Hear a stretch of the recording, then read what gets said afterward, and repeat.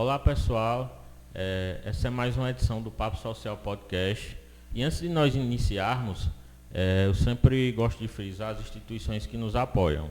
A Universidade Regional do Cariri, a URCA, a Fundação Associação Furtado Leite, as empresas que nos apoiam aqui com relação à internet, a Araújsat e a Inova Informática. E nós temos também a Sejatel, que é uma empresa que nos ajuda desde uns 19, 18 anos atrás. E se inscreva no nosso canal, curta, compartilhe, ative o sininho, comenta aí. E eu gostaria de mandar um alô para todo o pessoal aí que comentou, fez comentários, curtiu, compartilhou a edição anterior, que foi com Cícero Cabeludo. Então, se você quiser rever, vai ter um link aqui em cima ou embaixo nos comentários, né, Silvan? E esse podcast é uma produção aqui da Fundação Educativa e Cultural Arca, e eu, Fábio Barbosa, Silvan, que está por trás aí. E nós estamos aqui com o Nicolau Neto, né? Eu gostaria que o Nicolau se apresentasse. Nicolau, se apresente aí, por favor.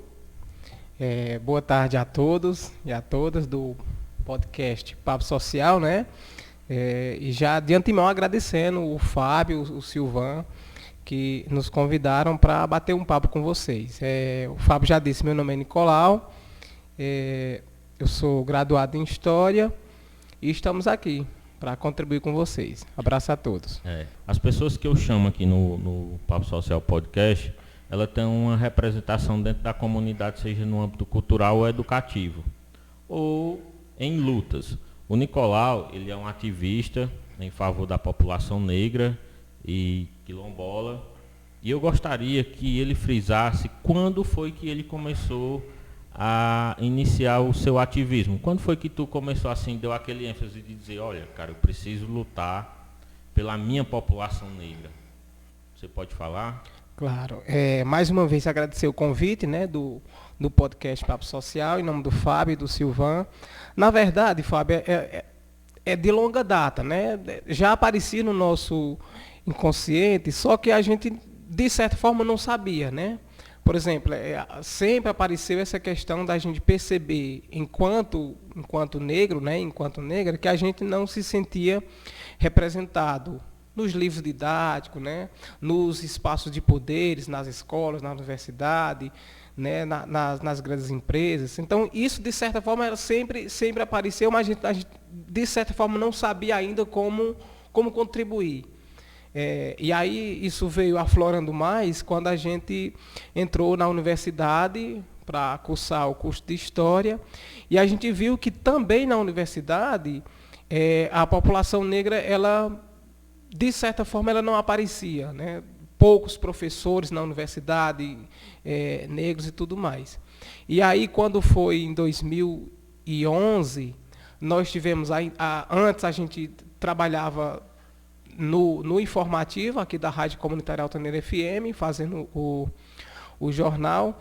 E aí nós fizemos uma seleção para o IBGE, Instituto Brasileiro de Geografia e Estatística. Passamos nessa seleção e houve a necessidade da gente se desligar do informativo. E a gente foi para participar do IBGE, a gente fez todo aquele processo de coleta de dados. E depois, quando acabou o processo, a gente retornou para a rádio, né? Isso em 2010. E aí depois houve a necessidade da gente sair da rádio de novo, e a gente foi prestar serviço na Câmara Municipal. Na Câmara Municipal, lá mesmo prestando serviço, a gente teve a ideia de construir um blog, né? Construindo um blog, e aos poucos a gente foi inserindo essas temáticas étnicas raciais no nosso portal, né, de comunicação. Ou seja, a gente criou um espaço de comunicação para que, a partir desse espaço de comunicação, nós pudéssemos construir textos, né, inserir imagens que a gente viu que não apareciam nos grandes polos de comunicação, né? Então a gente utilizou o blog para isso, né, para poder transparecer uma questão que a gente, de certa forma, não sabia como contribuir para ajudar. Você frisou a parte do blog.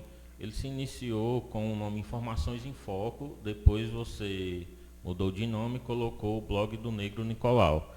O teu blog, ele tem um grande ênfase, eu acho que na região do Cariri nacionalmente, né? Eu, de vez em quando, vou lá ler as postagens, acho muito importante, muito relevante para a nossa comunidade em geral. Esse teu trabalho de base no blog, ele se difundiu em palestras que você faz, nesses momentos você já rodou assim uma grande parte do Cariri, já foi para fora fazer representações do teu ativismo com relação à população negra. E uma das coisas que eu gostaria de frisar o racismo hoje. Ele é um racismo estrutural, a nossa sociedade ele estruturalizou o racismo. Você pode difundir, dizer como é que ele está estruturado? Pronto. Muito interessante a tua pergunta, Fábio. Tem um professor, ele não é brasileiro, né? Mas ele é radicado no Brasil faz muito tempo. O nome desse professor é Kamendjele Munanga. Ele é um professor da USP, tem doutorado.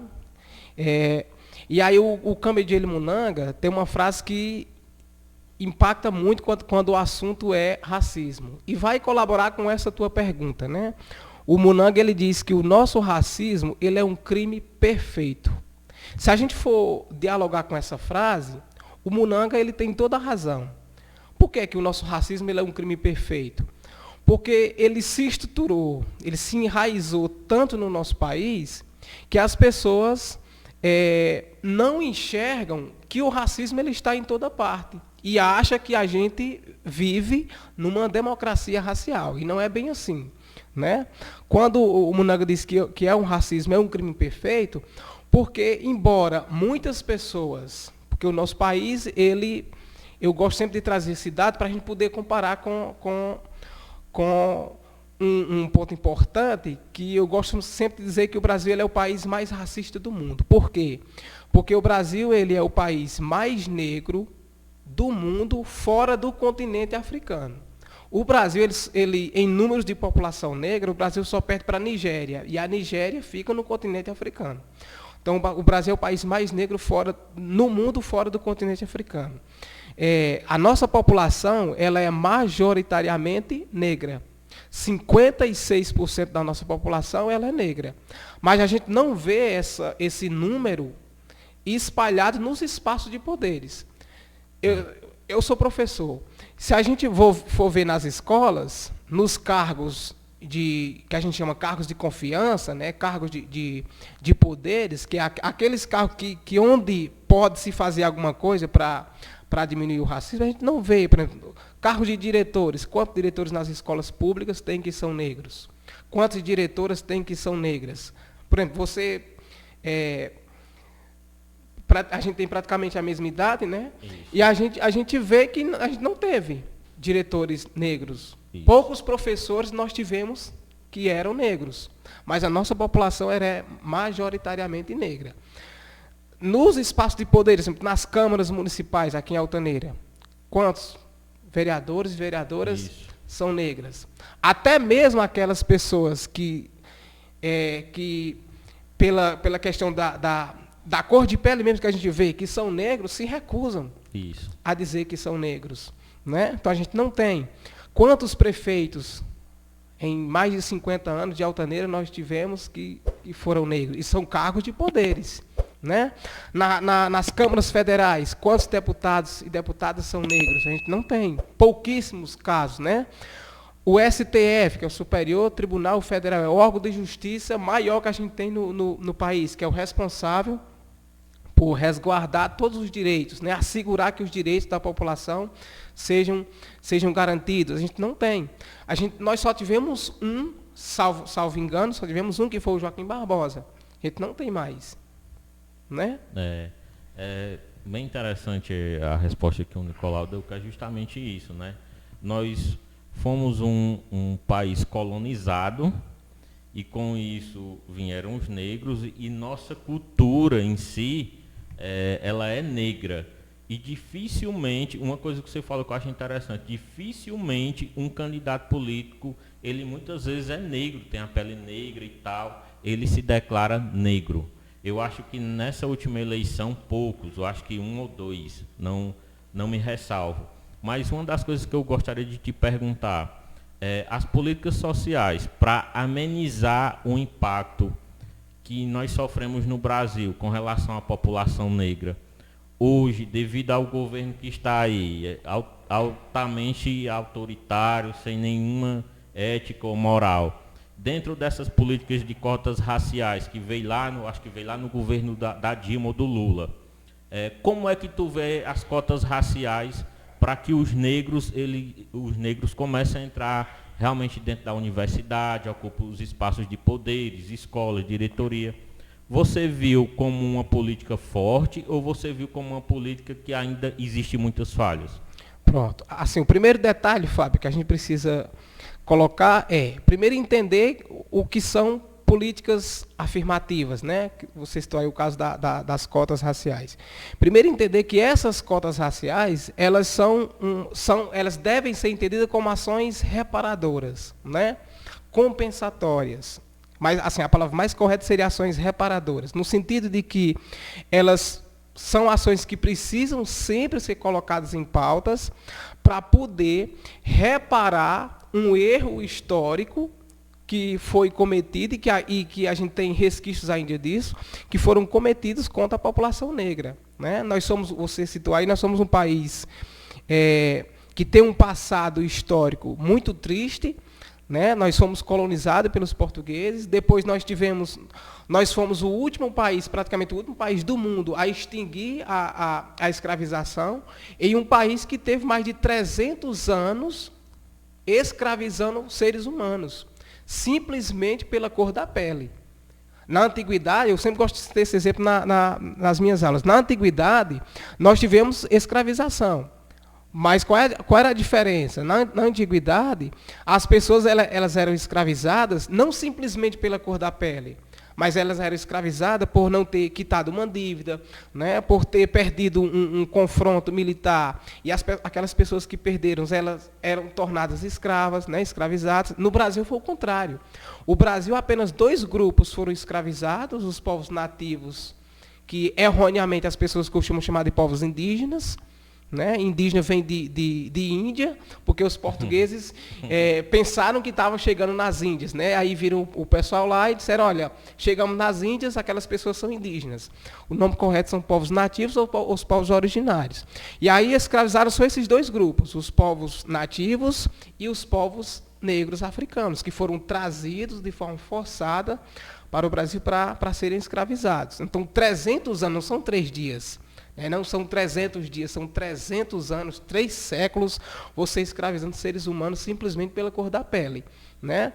Então, quando vem, aí você citou a questão da governabilidade, quando vem políticas afirmativas, como uma ação de reparar um erro histórico, porque cotas no Brasil sempre existiu, né? Sempre existiu. Por exemplo, os negros eram proibidos de estudar. Só podiam estudar pessoas brancas que tivessem dinheiro. Então, isso é um tipo de cota, né? Então, cota no Brasil sempre existiu. Então, essas políticas afirmativas, essas cotas étnico-raciais, você citou aí um exemplo simples, né? Elas devem ser entendidas como uma política reparatória, de reparar um erro histórico que foi cometido contra a população negra. Porém, depois nós temos quase 20 anos de cotas, né, cotas raciais. Nós tivemos alguns avanços significativos, né? O número de negros e de negras na universidade, ela deu um avanço gigantesco depois das cotas étnico-raciais. Porém, nós estamos sofrendo um revés, né? Ou seja, nós estamos voltando, nós estamos atrasando alguns anos, porque na medida em que é para a gente continuar com essas políticas afirmativas, avançar, né? Nós estamos retrocedendo, né? Nós temos algumas ideias que você diz, olha, tá vendo? Você está praticando um racismo reverso, porque você está colocando, dando um privilégio para a população negra. Está tirando o direito das pessoas brancas frequentarem a universidade, porque apenas os negros vão poder frequentar. E a gente sabe que no Brasil não existe racismo reverso, né? Ou seja, esse racismo, ao contrário, ele não existe aqui em nenhum lugar do mundo. Porque se a gente for falar de racismo reverso, a gente teria que ver que existia um navio branqueiro, Não teve no Brasil. A gente teria que ver que a população branca, ela é impedida de entrar nos espaços públicos simplesmente por serem brancas. A gente não tem esses exemplos no Brasil. Nos Estados Unidos era assim, né? Tinha a época que existiam ambientes que negros não podiam frequentar. E se fossem frequentados, saíam à base de chute, xingamento. Historicamente, é muito triste essas realidades. E ainda hoje, existe a questão do racismo.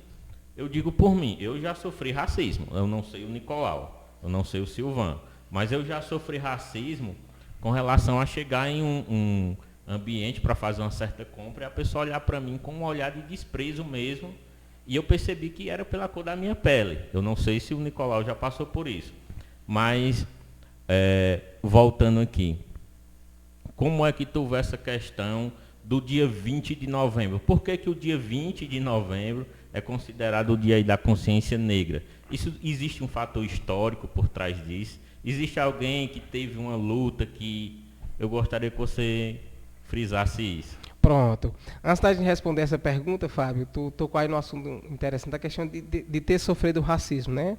Eu sofri e sofro ainda hoje, né? Pois é. A gente vai comprar, por exemplo, uma peça para uma moto, né? Ou uma roupa qualquer. O pessoal sempre oferece aquela que eles julgam que é mais barata, porque julgam que você não tem o dinheiro para comprar aquilo dali, né? Então, isso não tem outro nome a não ser racismo, né? Bom, mas nessa questão do dia 20 de novembro, tem sim todo um histórico, né? Um histórico de luta da população negra. O dia 20 de novembro, ele é uma ação do movimento negro, né? Primeiro lá no Rio Grande do Sul, com Oliveira Silveira. Oliveira Silveira foi um poeta, foi professor, né? E aí o Oliveira pertencia ao movimento negro unificado lá no Rio Grande do Sul e teve a ideia, junto com outras pessoas, de transformar o dia 20 de novembro no Dia Nacional da Consciência Negra. Esse dia 20 de novembro, ele é referente ao dia 20 de novembro de 1695, que é a data da morte de um dos maiores líderes da negritude que o Brasil já teve, que é Zumbi dos Palmares, né? Então, o dia 20 de novembro de 1695, hoje, é colocado como o Dia Nacional da Consciência Negra. E tem o Oliveira Silveira como um dos grandes articuladores da transformação desse dia 20 de novembro. Posteriormente, já em 2011, isso já com a Dilma Rousseff sendo presidenta do Brasil, teve a ideia de transformar essa data para inserir nos calendários das escolas públicas, né? Por exemplo, colocar o dia 20 de novembro para que as escolas públicas não comemorem, mas possa refletir sobre os conteúdos escolares que são dialogado com os alunos nas escolas públicas. Tanto é que, posteriormente, em 2003, isso antes de 2011, em 2003 foi construído uma lei, que é a Lei 10.639, de 2003, onde essa lei, em um dos artigos da lei, coloca o dia 20 de novembro como o Dia Nacional da Consciência Negra. Por que essa tua pergunta é importante? Porque é comum a gente participar de eventos apenas por participar, mas a gente não se perguntar por que eu estou fazendo aquilo dali. Isso. Né? Por que eu estou fazendo, por que eu estou participando, por que eu estou desfilando, né? Por exemplo, o dia 7 de novembro, pasme, mas tem muitos estudantes que não sabem que o dia 7 de novembro, aliás, que o dia 7 de setembro é colocado ali como a independência política do Brasil. Assim como o 15 de novembro, como a proclamação da República. Então, muitos estudantes participam dos eventos das escolas, mas se a gente for lá no fundo perguntar, por que tu está aí? Participando desse evento da tua escola? Não sabe. Muitos alunos não vão saber. Por isso que essa tua pergunta foi importante, para a gente poder colocar que tem todo um histórico de lutas para que esse dia 20 de novembro seja visto como o Dia Nacional da Consciência Negra. E é importante também para a gente não sair repetindo algumas falácias e algumas ideias estapafúrdias de que a escravização no Brasil ela foi extinta porque a princesa Isabel foi boazinha e assinou aquele documento, e aí, pronto, a partir daquele momento, os negros estavam libertos. quem estuda história como você, eu já li algumas coisas, a gente sabe que foi um processo muito doloroso para a população negra e para quem lutava para que houvesse a libertação dos escravos em si. Outro ponto que eu gostaria de te fazer uma pergunta. Hoje, por exemplo, você é professor de uma escola profissionalizante. Dentro das escolas, ou aqui em Altaneira, você já pôde perceber, ou lá, ou em Nova Olinda, que você já lecionou lá, você percebeu que há discutido temas sobre a população negra, a sua história, é difundido isso, porque o que é que acontece? Às vezes o cara estuda, o Brasil colônia estuda a cultura europeia, estuda toda essa parte histórica da Europa, que os portugueses vieram para cá e tal, e não estuda, por exemplo, as nossas religiões africanas. Então, isso é difundido hoje dentro da escola. Como é que tu vê isso? Olha, essa tua pergunta, ela gira em torno da questão de uma lei que a gente falou agora há pouco, né? Que é a Lei 10.639. O que é que diz essa lei? Que diz que, a partir da construção dessa lei, vou repetir o número, 10.639 do ano de 2003. A lei diz, é obrigatório escolas públicas e particulares incluírem nos currículos, durante todo o ano letivo, e não só em novembro, durante todo o ano letivo, e em todas as disciplinas, não só em história, em todas as disciplinas, português, matemática, filosofia, história, geografia, em todas as disciplinas, temáticas que falem sobre a história e a cultura africana e afro-brasileira. Aí a gente poderia perguntar, porque a partir disso vai surgir outras perguntas que a gente precisa dar de conta. Como é que eu vou construir uma lei que diz, olha, a partir de agora as escolas têm que dar de conta disso aqui. Mas que suporte eu vou dar para que os professores, para que as escolas possam ensinar essas temáticas? Porque não basta construir uma lei e dizer que a partir de agora os professores e as professoras têm que trabalhar. Precisa dar suporte. E como é que vem esse suporte? A partir de formações. Né? Formações para os professores, para as professoras, para as escolas como um todo, né? Porque a gente sabe que tem muitos diretores, muitos coordenadores que resistem a trabalhar essas temáticas, porque a gente acha que a gente vive num mundo às mil maravilhas, que a gente é de fato uma democracia racial, né? Há um silenciamento muito grande nas escolas públicas do Brasil quando essa é a temática, né? É alarmante, preocupante isso. Né? É um dado, realmente, como você disse, um dado bem alarmante, porque o silêncio ele impera no Brasil quando essa é a temática. Quando você vai trabalhar essa temática, ou alguém já discorda de você, que você não deve trabalhar, ou silencia. E aí, quando você discorda que você deve trabalhar essa temática, ou você silencia, quebra de uma certa forma as suas pernas. Porque como é que você vai dar de conta de uma lei que diz que as escolas têm que trabalhar em todas as disciplinas e você sozinho tem que dar de conta de tudo isso aqui, né? Mas tem um dado importante. A gente precisa trabalhar essas questões, mas tem que ter formação para isso, né? Um detalhe importante, que até me surgiu a semana passada, não sei se você acompanhou nos noticiários, que alguém disse, olha, por que não tem um dia de uma consciência branca? Por que não tem um dia de uma consciência branca? E aqui eu fico a me perguntar qual a necessidade de você trabalhar, por exemplo, uma consciência branca, porque quando tem uma lei dessa, significa dizer que é preciso construir uma lei para você trabalhar o que você precisa trabalhar. Né? Por exemplo, você tocou aí na questão dos livros didáticos, e é perfeito, a realidade é essa mesmo. A gente sabe tudo de iluminismo. Iluminismo é só filósofos europeus. A gente estuda a Revolução Francesa, França no continente europeu. Ou seja, o nosso currículo, ele é europeizado, né? O nosso currículo, ele é colonizado ainda, infelizmente, no século XXI. Quando essa lei surge, é para dizer, olha, o nosso livro tem que dar de conta das nossas raízes. Tem que dar de conta das nossas raízes. Se o aluno ou a aluna pegar um livro qualquer, ele vai olhar a capa do livro e ele não vai se reconhecer. Se ele for folhear o livro da primeira página à última, ele não vai se reconhecer, porque não está lá. Né? Isso é muito forte, porque quando uma criança, na educação infantil, né, ela sai do infantil, vai para o fundamental, vai para o médio, vai para a universidade, uma criança negra. Isso. E não se reconhece. Então ela vai crescendo achando que o padrão é o homem e a mulher branca. Pronto, ó, você tocou no assunto que eu acho interessante com relação desde a educação infantil. Minha esposa, ela conta histórias e tudo mais, é pedagoga. E um dia eu fiz uma pergunta a ela, eu disse, Flávia, existe muito contadores de história que conta histórias com relação à africanidade, à etnia racial da população negra. Ela disse, existe, mas é pouco difundido, né?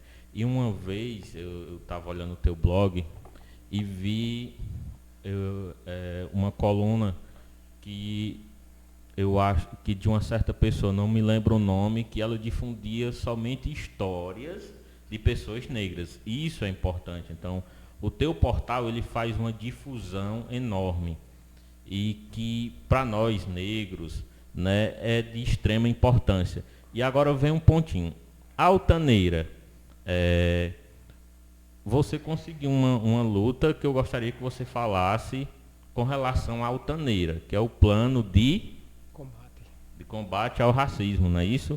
Eu gostaria que você falasse por que surgiu essa ideia, né, que você teve sim, sua esposa te ajudou, outras pessoas, grupos de militância em favor da população negra te ajudaram nessa construção. Eu queria que você falasse um pouco sobre isso.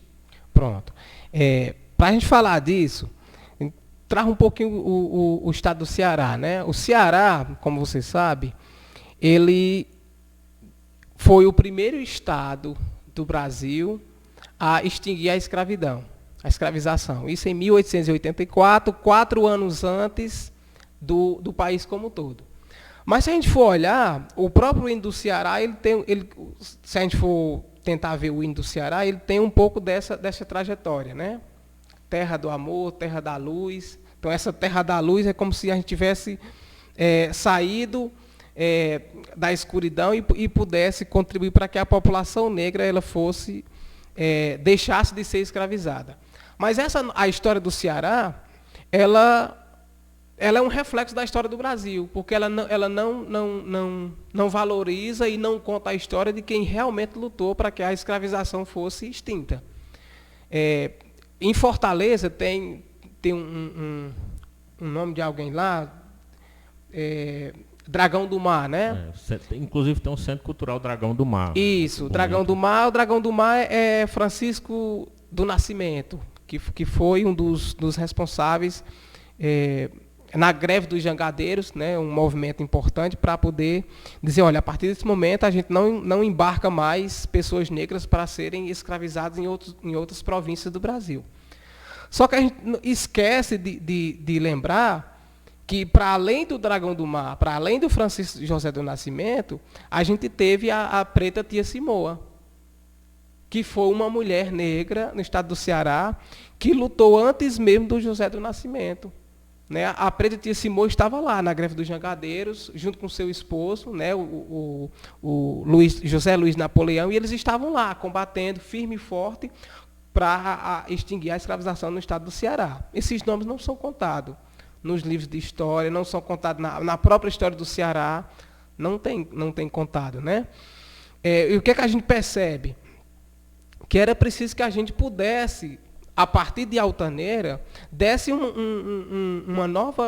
contasse uma nova história a partir da história do povo negro. Né? Porque o estado do Ceará, ele foi o primeiro, antes do Brasil, a libertar os povos escravizados, mas não tem nada que conte sobre o protagonismo da própria população negra, não tem muita coisa a respeito disso. Então, e o próprio estado do Ceará tem alguns feriados, mas não tem muitos feriados que seja relacionado com a causa negra, né, com o protagonismo negro. A maioria dos feriados, não só no Ceará, mas no Brasil como um todo, são feriados religiosos. O que também contribui para que a gente rasgue a nossa Constituição, que diz que o Estado é laico. Então, como é que o Estado é laico e você privilegia apenas uma religião? Né? Enfim, mas como é que entra a Altaneira nesse caso? que a gente pudesse, a partir de Altaneira, contar uma história a partir do povo negro, né? Por exemplo, Altaneira é o primeiro município do estado do Ceará a ter um plano de combate ao racismo. Não sei se você vai fazer pergunta, mas antecipando, Altaneira também é o primeiro município do estado do Ceará a colocar o dia 20 de novembro como um feriado municipal. Então, a Altaneira está sendo pioneira nesse caso, de dizer, olha, por que o dia 20 é feriado? Quando a pessoa vai perguntar, chega o dia 20, hoje não tem aula, se cai dia de semana, hoje não tem aula. Aí os alunos e os professores vão perguntar, por que não tem aula no dia 20 de novembro? O que aconteceu em Altaneira no dia 20?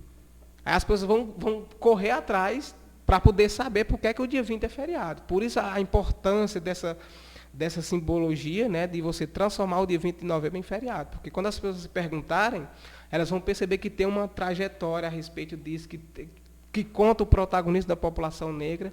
Mas, enfim, falando do plano de combate ao racismo, é para a gente poder perceber que o Brasil é o país mais racista do mundo.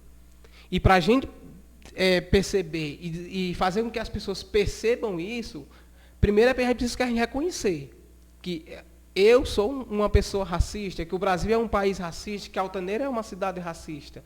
A gente não pode negar isso. Para a gente poder combater o racismo, a gente precisa reconhecer que ele existe, que ele mata, né? Que ele define qual lugar tu deve frequentar, qual posição tu deve ocupar na sociedade. O racismo, ele coloca isso para nós. Então, a importância do plano de combate ao racismo é para refletir sobre essas questões. Por isso, eu até separei aqui, esse plano ele tem algumas propostas, né? A primeira delas, felizmente, a gente já conseguiu, né? Que foi a transformação do dia 20 de novembro em feriado. Antes, o que é que tinha disso? A Lei 674 de 2017 transformou o dia 20 de novembro em ponto facultativo. Ou seja, opcional, né? Isso, mas ponto facultativo a gente sabe que é opcional e se tratando de administrações públicas, dependendo do gestor ou da gestora, sempre vai querer que o servidor trabalhe. Né? Sempre vai querer que o servidor ou a servidora trabalhe. Por isso que a gente disse, olha, o importante mesmo é que esse dia 20 ele seja transformado em feriado. Né? Em feriado, e as pessoas vão se perguntar por que é. Então, essa primeira a gente já, de certa forma, a gente conseguiu. A segunda seria que a gente construísse aqui em Altaneira uma lei que estabeleça cotas em concursos públicos. Essa é uma realidade no Brasil, então Altaneira não pode ficar de fora. Tem alguns retrocessos? Tem. Alguns governantes querem retirar essa política pública? Querem. Mas a gente sabe que a gente só consegue avançar se a gente resistir com o que a gente já conseguiu e lutar para que, não só que isso permaneça, mas que outros avanços venham. Então, cotas em concursos públicos seria uma outra ideia interessante. A outra seria a criação de um conselho dentro da Secretaria de Educação. Né? Esse conselho a gente até colocou o nome, que era Conselho de Promoção da Equidade Racial em Altaneira, COPERA, Conselho de Promoção da Equidade Racial. Então, como é que esse conselho funcionaria? Seria formado por professores, por estudantes, por pais de estudantes, mães de estudantes. Então, qual seria a função desse conselho? Fiscalizar se as leis 10.639, que a gente já tocou, se elas estão sendo cumpridas nas escolas. Legal. Né? Os pais, você, meu filho, qual é o conteúdo que você está vendo na escola? É só o conteúdo que reforça a cultura europeia? Não tem uma lei que diz que a cultura africana, a cultura indígena tem que ser colocada nas escolas? Tem uma lei para isso. Como é que elas estão como é que ela está funcionando?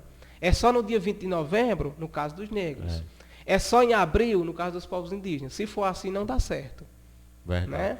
Então, essa seria uma outra ideia interessante. A outra seria a gente articular e firmar parcerias com as universidades, a URCA, por exemplo, né? Que a URCA é uma universidade que já tem a política de cotas instalada, né?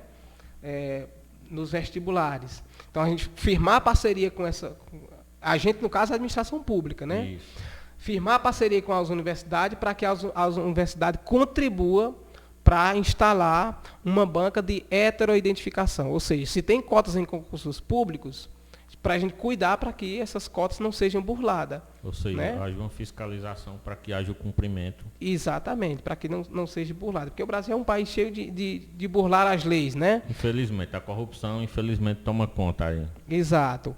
A outra seria a gente criar um estatuto da equidade racial. A ideia da gente mudar esse nome, porque no Brasil tem estatuto da igualdade racial. A gente sabe que tem uma diferença muito grande entre igualdade e equidade. Isso, justamente. Eu gostaria, quando você fala em igualdade e equidade, eu gostaria que você explicasse que você é professor. Carlos Toloveiro fala muito bem disso.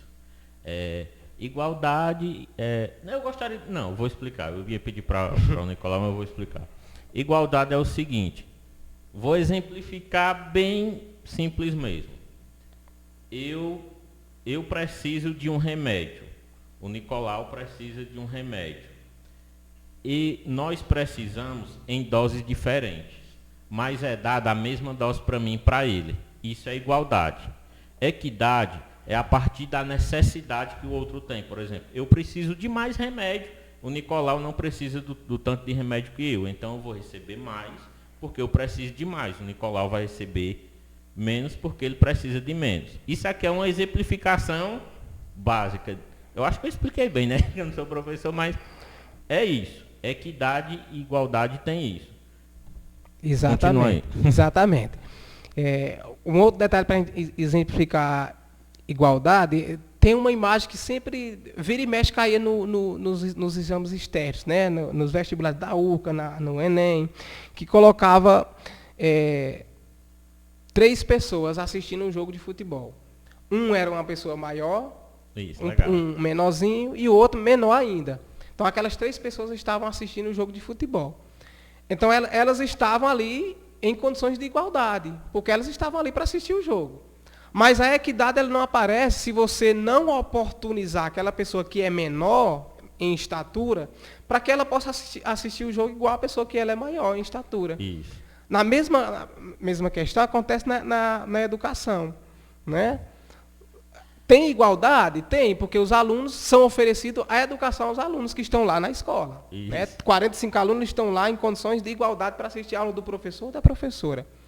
Mas a gente sabe que tem alunos que têm condições diferenciadas de aprendizagem. Isso. Então, o professor, a professora, a escola precisa dar atenção maior para aquelas pessoas que têm uma dificuldade de aprendizagem. Porque essa dificuldade de aprendizagem ela pode ter diversas consequências. Condições econômicas, por exemplo. O aluno que tem condição financeira melhor, ele vai estar ali, né, tranquilo e calmo assistindo a aula. E a pessoa que não almoçou, que não merendou para ir para a escola, como é que ela vai estar aprendendo? Sim, como é que vai raciocinar com a barriga vazia? Então, é difícil. Exatamente. Então, a equidade ela aparece nessas questões também.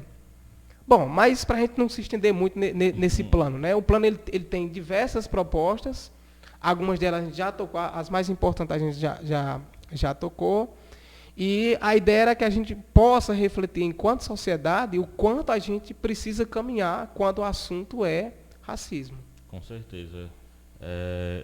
É algo que tem que ser discutido, tem que ser debatido em diferentes lugares, nos espaços públicos, nas ONGs, escolas, universidades, para que haja não só uma informação, mas acredito que uma formação, para que o indivíduo, até o indivíduo que seja negro, ele possa, eu tenho um papel dentro da sociedade, eu sou uma pessoa que vou lutar e vou conseguir. Nicolau, eu gostaria de agradecer você, né? Eu sei que você hoje não mora em Altaneira, está morando no Potengi e tal. Você ter tirado um tempo para ter vindo aqui, a gente sabe que é correria. Quem é professor, eu costumo dizer isso porque minha esposa é professora, não é só dentro de sala de aula, é fora, é 24 horas. Então eu sei que é difícil fazer essas conciliações, então eu te agradeço aqui, meu nome, no nome de Silvano, da idealização desse projeto, que é justamente isso, pessoal. O Papo Social Podcast, ele vem aqui para dar ênfase a pessoas que têm um papel fundamental dentro da nossa comunidade. O passado foi com Cícero, o antes foi com o seu Zé Mariano, né? Um grande poeta né? Um cara que tem uma história de vida muito legal, muito bonita. Quem quiser assistir também dá uma olhada aqui. Tem alguma coisa a dizer a mais, Nicolau? Para a gente encerrar o nosso papo social. Pronto. Primeiro, colocando as palavras iniciais, né? Agradecer profundamente a vocês do podcast Papo Social. Eu acompanho desde os primeiros episódios, né? Já teve também o Paulo Henrique, né? Já teve o próprio Tolov, né? Então eu acompanho desde os primeiros episódios. E a gente só percebe o tamanho da importância que a gente faz para a sociedade quando, de fato, quando passa 2, 3 anos que a gente vai perceber a contribuição que a gente conseguiu desenvolver e dar para a nossa sociedade. Então, o podcast, daqui uns 2, 3 anos, a gente vai perceber também, quando a gente for recapitular e ver lá no YouTube, né? Poxa, quanta gente a gente já trouxe aqui, quantas contribuições, porque quem contribui não é só quem está aqui falando, né? Isso. Né? Mas, por exemplo, quem organiza, né, todo o processo, né?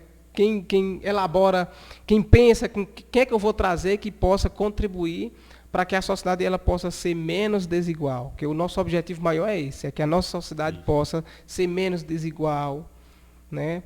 Que ela possa ser menos racista, que ela possa ser menos machista, que ela possa ser menos homofóbica. A gente precisa disso.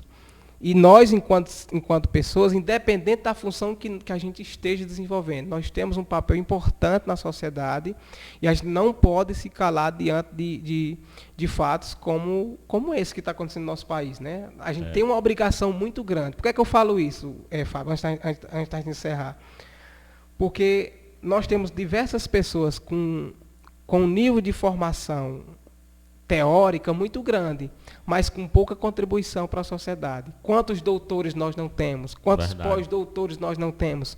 E tudo silenciando. É verdade. Tudo silenciando diante de um caso como no Brasil, que atrasou quase 100 anos. A gente vinha... Claro que o Brasil ele é um país que caminha a passo de tartaruga, mas vinha caminhando. Mas a gente avançou 10 anos... 11 anos, e de repente a gente atrasa 30, 50 anos. Então, o que a gente tinha conquistado, eu até na semana passada teve o lançamento das rádios livres, né? O Tolov organizou, e eu assistindo, e o Tolov disse uma questão importante, que ele disse, a gente não precisa só resistir, a gente precisa avançar. Mas o Brasil está tão de um jeito que a gente está esquecendo de avançar para resistir. Para não deixar que o que a gente já conseguiu se acabe. A gente está deixando de avançar, porque se eu não resistir aqui, se eu tentar avançar aqui, eu posso perder isso aqui. O Brasil está desse jeito. Mas a fala é importante, a gente precisa realmente não só resistir, mas avançar. A gente está precisando disso, né? E aí eu parabenizo vocês do podcast por estar desenvolvendo essas questões, né? Trazendo pessoas que possam contribuir. E vocês em si que estão contribuindo, né?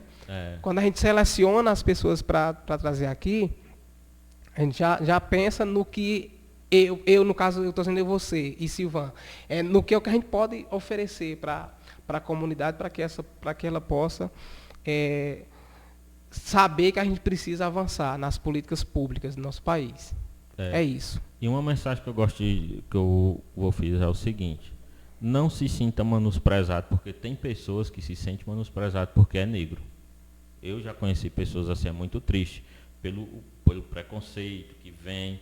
Não se sinta menosprezado pela cor da sua pele, pelo seu cabelo, por a classe social que você ocupa, pela opção sexual que você tem. Não se sinta menosprezado, tá ok? Então é isso aí, valeu, te agradeço, né? Isso, muito bem, ó. Ainda bem, podcast não é entrevista, porque quando é entrevista, o que é que acontece? Aquela coisa. Vou lhe pedir, se inscreve no nosso canal, compartilha, manda pro teu amigo, pra tua amiga, ativa o sininho e comenta também. Se não gostou, comenta, não tem problema, isso é democracia. Se gostou, comenta também, é que a gente gosta, viu? Tem mais alguma coisa, Silvano? Valeu, agradeço o Nicolau. E é isso aí.